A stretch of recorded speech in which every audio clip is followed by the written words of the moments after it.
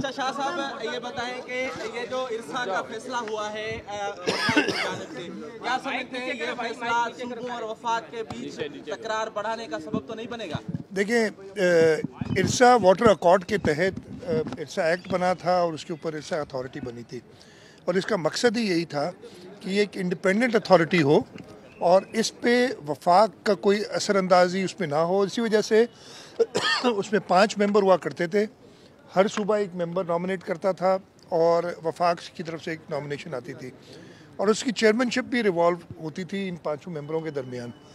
Care taker government के दौर में एक ऑर्डिनेंस आया, उसमें इरसा एक्ट में कुछ तब्दीलियाँ की गई और उन तब्दीलियों में एक तब्दीली ये भी थी कि जी इरसा का चेयरमैन वफाक से एक नुमाइंदा होगा, ये 6ठा मेंबर एक आ गया और वो अब चेयरमैन इरसा वो हुआ करेगा। मेरी कल बात करने की कोशिश की थी, वज़ीर आज़म साहब से बात नहीं हुई, आज इंशाल्लाह बात होगी। हमने कल अपनी कैबिनेट में इसको डिस्कस किया था और कैबिनेट का मुत्तफ़िका फ़ैसला ये था, जाम खान शोरे साहब मिनिस्टर इरिगेशन मेरे साथ खड़े हैं, मुत्तफ़िका फ़ैसला था कि इस पर हम एहतजाज करें। इस पर ग़ालिबन केयरटेकर गवर्नमेंट में भी सिंध हुकूमत ने एहतजाज किया था कि ये एक्ट या जो ऑर्डिनेंस आप लाए हैं जबकि नेशनल असम्बली मौजूद नहीं है। और इस वक्त वफाकी हुकूमत ने जमहूरी तरीका तो ये था कि उसको नेशनल असम्बली में ले जाते, उसको सेनेट में ले जाते।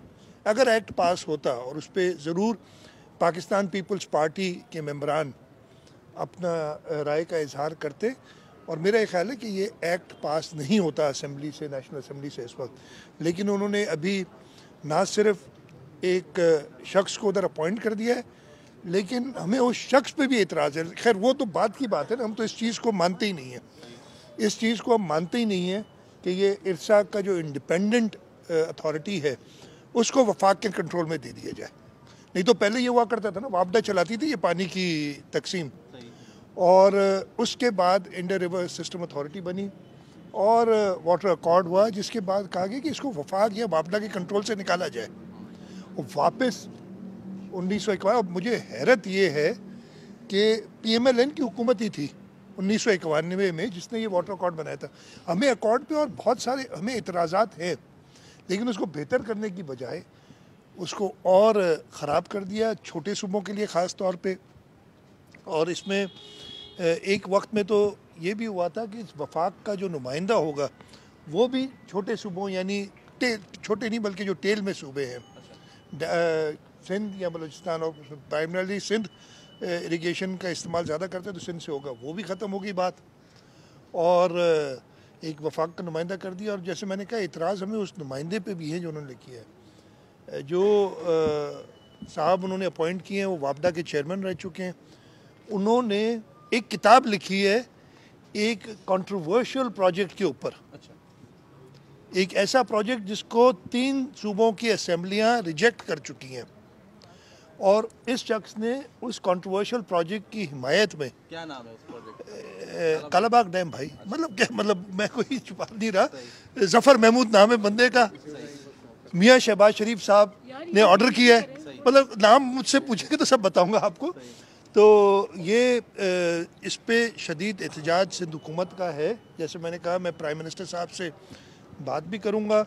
हमने अपनी जो नेशनल असेंबली में कल जाम खान शोरो साहब ने नेशनल असेंबली में हमारी जो पार्लियामेंट्री पार्टी है उसको भी आगाह किया है, नेशनल असेंबली में भी कल इस पे बात हुई है और ये किसी भी सूरत हमें काबिल कबूल नहीं है।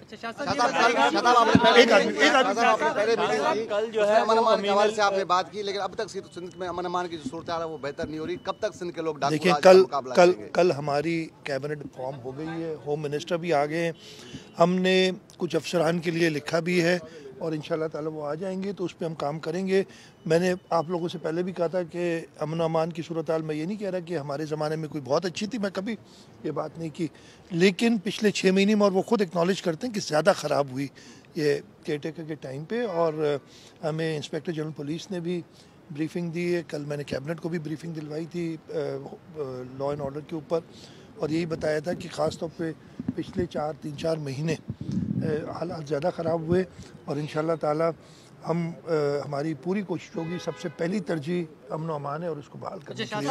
कल अमीन अली एक सेकंड, इस का जिस तरह आप तलफी हुई है, इसी तरह एनएफसी वार्ड में भी सिंध के साथ मुसलसल तलफी हो रही है, तो इस हक के लिए उनको भी आप झंझोड़ेंगे कि भाई अब नहीं, एनएफसी अवार्ड पे तो हम वक्तन फ़वक्तन जो अपने हिस्से का पैसे होते हैं वो लिखते रहते हैं और हमें मिलते रहे हैं। वो कलेक्शन ही उनकी वीक है असल में। अब मैं उम्मीद करता हूँ कि कल मैंने सुन रहा था नए फाइनेंस मिनिस्टर को, तो वो कह रहे थे कि टैक्स नेट बढ़ाएंगे और हम अपनी जो टैक्स की इनकम बढ़ाएंगे।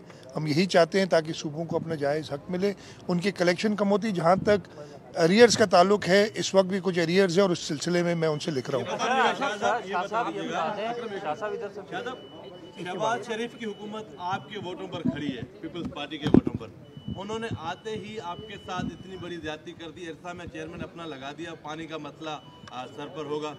तो ये तो शुरुआत है, आगे क्या होगा? अब इस हवाले से क्या कहेंगे? और देखिए, ये इत्तेहाद आप समझते अच्छा, इस तरह अगर ये देर पर चल पाएगा? मैं चाहे शहबाज शरीफ हो, चाहे इमरान खान का 3.5 साल दौर हो, सिंध हुकूमत, पाकिस्तान पीपल्स पार्टी की सिंध हुकूमत सिंध के लोगों के वोटों से जीत के आई है और हम कभी कोई भी ऐसा काम होगा उस पर एहतजाज करेंगे और इंशाल्लाह ताला उसको वापस भी कराएंगे।